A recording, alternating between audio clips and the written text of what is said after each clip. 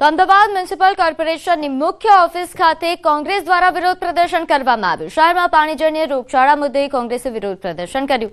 શહેરમાં વધી રહેલા રોગચાળા મુદ્દે તેમણે રજૂઆત કરી। જ્વાળા, ઉલટી, કોલેરા અને ટાઇફોઇડના કેસમાં વધારો થઈ રહ્યો છે, ત્યારે વિપક્ષ ખાસ કરીને કોંગ્રેસ દ્વારા અમદાવાદ મ્યુનિસિપલ કોર્પોરેશન વિરુદ્ધ સૂત્રોચ્ચાર કરવામાં આવ્યા। મેયરને આવેદનપત્ર આપવા રજૂઆત કરવામાં આવી। આ ઉપરાંત વિપક્ષ નેતા સહિત કોંગ્રેસ કાઉન્સિલર પણ દેખાવમાં જોડાયા હતા। ત્યારે વધુ વિગત સાથે મારી સાથે સંવાદદાતા પ્રણવ જોડાઈ ગયા છે। પ્રણવ, હાલ જ્યારે કોંગ્રેસ દ્વારા અને વિપક્ષ દ્વારા જે આ દેખાવો કરવામાં આવ્યા, કયા કયા કારણો જવાબદાર?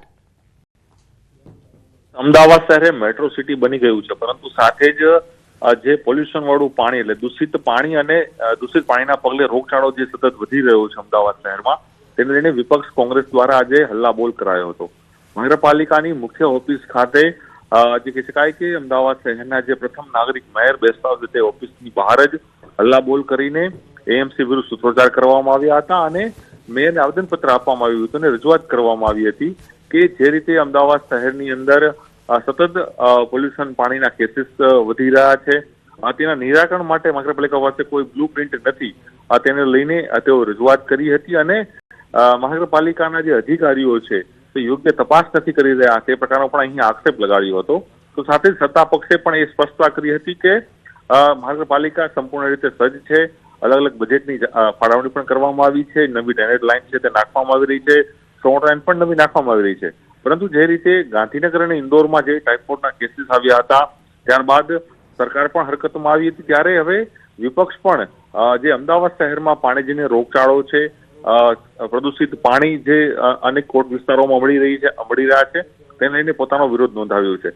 અમદાવાદ શહેરની અંદર જે મુખ્યત્વે હાઈ સ્પોટ જે ડિક્લેર કરવામાં છે મહાનગરપાલિકા તરફથી પાણીજન્ય રોગચાળાને લઈને, તેની અંદર બહેરામપુરા વિસ્તાર છે, દાણીલીમડા છે, વટવા વિસ્તાર છે, લાંભા વિસ્તાર છે, જમાલપુર છે, ખાડિયા છે, ગોમતીપુર છે, આ જે તમામ જે કોટ વિસ્તારો છે સિટીના જે ઓલ્ડ સિટીના જે આ વિસ્તારોમાં પાણીની સમસ્યાને માટે શું કરવા માંગે છે, આ ફક્ત કંઈ અમે ખાલી રિપ્રેઝન્ટેશન લઈને આવ્યા છે એનાથી વાત પતી નથી જતી।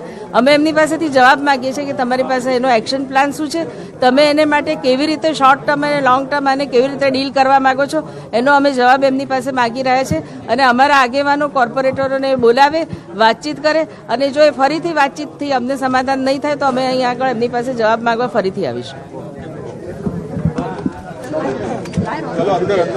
તો હાલ આ તમામ કોંગ્રેસના કાર્યકર્તાઓ, કાઉન્સિલરો, આ તમામ હાલ વિપક્ષ દ્વારા આ વિરોધ પ્રદર્શન કરવામાં આવી રહ્યું છે, ખાસ કરીને રોગચાળા મુદ્દે તેમણે રજૂઆત કરી। આગળ વાત કરીએ અમદાવાદમાં નારાયણ ગુરુ કોલેજની ગંભીર બેદરકારી સામે આવી છે। એનએસયુઆઈના કાર્યકરોએ કોલેજમાં હોબાળો કર્યો।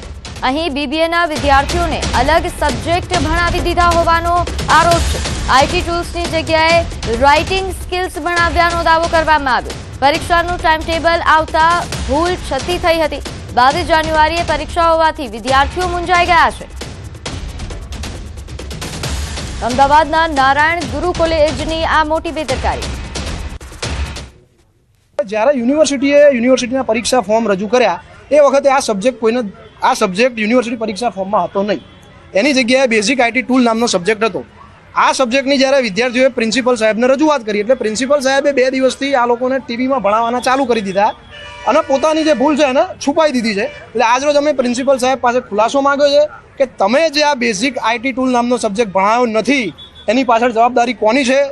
એમની જે રજૂઆત છે કે વિદ્યાર્થીઓને કોઈ બી તકલીફ પડશે એ શક્ય જ નથી, કારણ કે કોલેજ હંમેશા વિદ્યાર્થીના હિતમાં જ કામ કરતી હોય છે। આપ સિલેબસ જોશો તો સિલેબસમાં પણ 2 પાર્ટમાં ઓલરેડી ડિવાઇડેડ છે। આઈટી ટૂલને એક થિયરી છે ને એક પ્રેક્ટિકલ છે।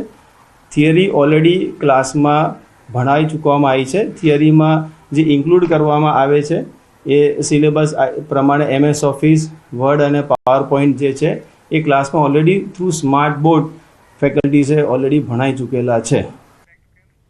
તો અમરેલીમાં ગોડાઉનના વાંકે ટેકાના ભાવે મગફળી ખરીદી બંધ થઈ। સરકાર પાસે ગોડાઉન ન હોવાથી આ ખરીદી બંધ કરાઈ। ખાંભા એપીએમસીમાં 20,000 મગફળીની બોરી પડી રહી છે। મગફળીની હાલ ખરીદી બંધ કરવામાં આવી છે। ખાંભા માર્કેટિંગ યાર્ડમાં મગફળીની ખરીદી બંધ કરાતા ખેડૂતો પરેશાન થઈ રહ્યા છે।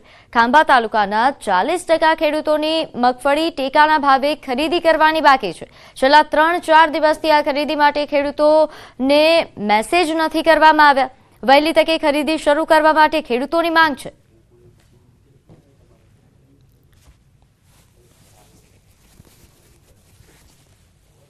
અમારું રજીસ્ટ્રેશન 3જી તારીખમાં થયેલું છે, પણ હજી અમારે મેસેજ 2જી તારીખનો આવ્યો, પણ અમારા ગોડાઉનને અભાવે અમારી માલ ઉપડતો નથી અને આ ખાંભા યાર્ડમાં માલ 20 થી 25,000 બોરી સિંગ પડી છે, પણ અહીંનો નિકાલ નથી થતો, એટલે નવી ખરીદી બંધ છે। ખાંભા એપીએમસી ખાતે છેલ્લા 4 દિવસથી મગફળીની ખરીદી બંધ છે, કારણ કે ગયા અઠવાડિયામાં ખરીદવામાં આવેલી 20 થી 25,000 જેટલી બોરીનો હજુ નિકાલ થયેલો નથી અને ગોડાઉનની સગવડ પણ ન હોય માટે યાર્ડમાં જગ્યા ન હોવાથી ત્યારે ખેડૂતોના માલની ખરીદી થઈ શકતી નથી અને નવા મેસેજો પણ નાખી શકાતા નથી। હાલે 50% જેટલા ખેડૂતોના વારા બાકી છે, તો એ લોકો પણ કાગડોળે રાહ જોઈ રહ્યા છે કે પોતાનો વારો આવે અને હકીકત એવી છે કે માર્કેટ યાર્ડમાંથી મગફળીનો નિકાલ ન થતો હોય અને જગ્યા ન હોય, નવી ખરીદી થઈ શકતી નથી। તો હાલ આ ખેડૂતો પોતાની વ્યથા તેમણે ઠાલવી છે। મગફળીની ખરીદી બંધ કરાતા ખેડૂતો પરેશાન થઈ રહ્યા છે। અહીં વહેલી તકે ખરીદી શરૂ કરવામાં આવે તેવી ખેડૂતોની માંગ છે। નોંધ્ય છે કે એપીએમસીમાં મગફળી પડી રહી છે અને ખરીદી બંધ છે, ત્યારે હાલ ખેડૂતો એ ઘણી હાલાકી પણ ભોગવી રહ્યા છે। ત્યારે યોગ્ય સમયમાં આનો નિકાલ આવે અને મગફળી ખરીદી એ શરૂ થાય તેવા પ્રકારની માંગ છે। વધુ વિગત સાથે મારી સાથે સંવાદદાતા રાજન જોડાઈ ગયા છે। રાજન, હાલ આ મગફળી ખરીદી જે બંધ થઈ તેના કારણે ખેડૂતોને કેવા પ્રકારની હાલાકી અને આગળ શું કોઈ કાર્યવાહીની શક્યતા?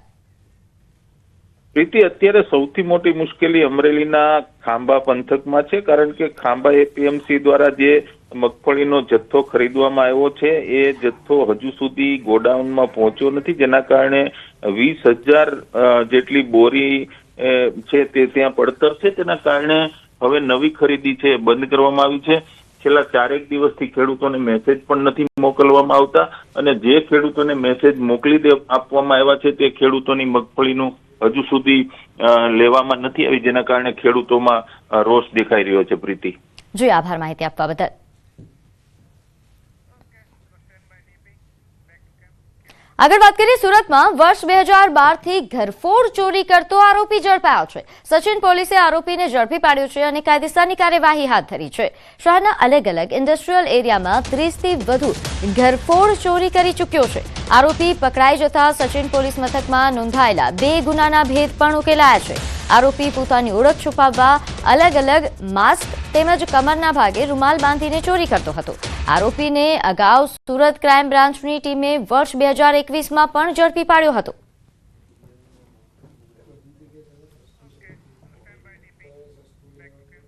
આગળ વાત કરીએ રાજકોટમાં 210 કરોડ રૂપિયાના વિકાસ કાર્યોને મંજૂરી મળી છે।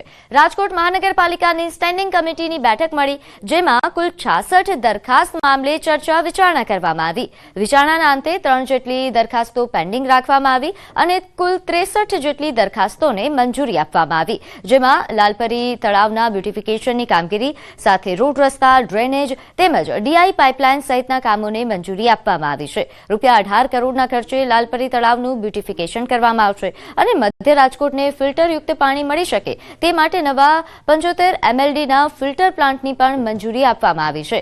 38 કરોડ રૂપિયાના ખર્ચે 24 મહિનામાં ફિલ્ટર પ્લાન્ટને લગતું કામકાજ પૂર્ણ કરવામાં આવશે। કમિટીમાં કુલ 66 દરખાસ્તો હતી। આ 66 દરખાસ્તોમાંથી 210 કરોડ 1,52,000 એટલે કે 2 અબજ 10 કરોડ જેવી રકમના ખર્ચે રાજકોટ શહેરના અલગ અલગ વિસ્તારોની અંદર રાજકોટ શહેરના શહેરીજનોને કોઈ મુશ્કેલી ન પડે એના માટેના વિકાસ કામોની આજે કુલ દરખાસ્તો હતી, એમાંથી 210 કરોડની એટલે કે 2 અબજ 10 કરોડની દરખાસ્ત આજે મંજૂર કરી છે। કુલ 66 દરખાસ્તમાંથી 3 દરખાસ્તને વધુ અભ્યાસ અર્થે પેન્ડિંગ રાખવામાં આવી છે।